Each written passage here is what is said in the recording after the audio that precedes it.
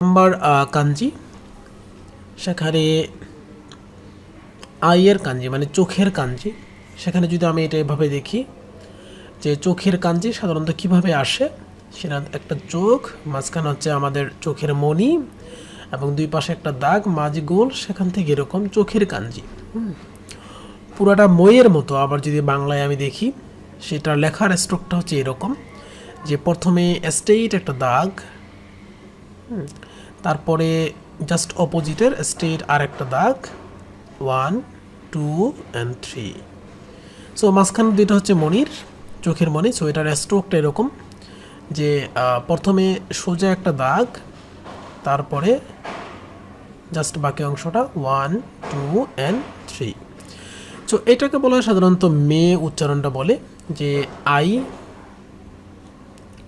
I অথবা item. দুইয়ের ক্ষেত্রে এটা ব্যবহৃত হয় আই অথবা আইটেম, মানে মে উচ্চারণ সাধারণত। যেমন মে মে মানে হচ্ছে আই, তাহলে এর কাঞ্জিটা আমার এরকম হবে, সোজা একটা দাগ 1 2 and 3। তাহলে এটা হচ্ছে মে, মে মানে হচ্ছে আই। যেমন আমরা যদি বলি সান নিন মে, তাহলে সান নিন তারপর হচ্ছে মে, সান নিন মে মানে এরকম যে সান নিন মে, সান নিন মে মানে সান নিন, নিন হচ্ছে এরকম যে সান নিন মে কোনো কাউন্টিং পিপলের ক্ষেত্রে, যেমন থার্ড পারসন। যদি বলি যে 1 2 3 অনেকগুলো পার্সন আছে, কোন পার্সন, যে সান নিন মে থার্ড পারসন, সান নিন মে মানে হচ্ছে থার্ড পারসন। এখানে যদি আমি দেখি তার পুরো একটা সেন্টেন্স, যেমন এটাকে সাধারণত বলা হয় কদমো, মানে বাচ্চাদের কদমো। ক ক হচ্ছে বেবি, সাধারণত বেবির ক্ষেত্রে।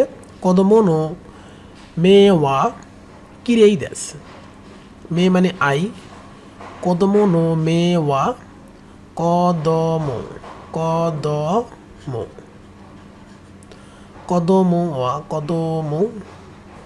তো এরকম হবে কদমো, না হবে না, কদমো, কদমো নো, নো হচ্ছে এরকম কদমো নো মে ওয়া কিরেই দেশ, মানে বাচ্চাদের চোখ অনেক সুন্দর।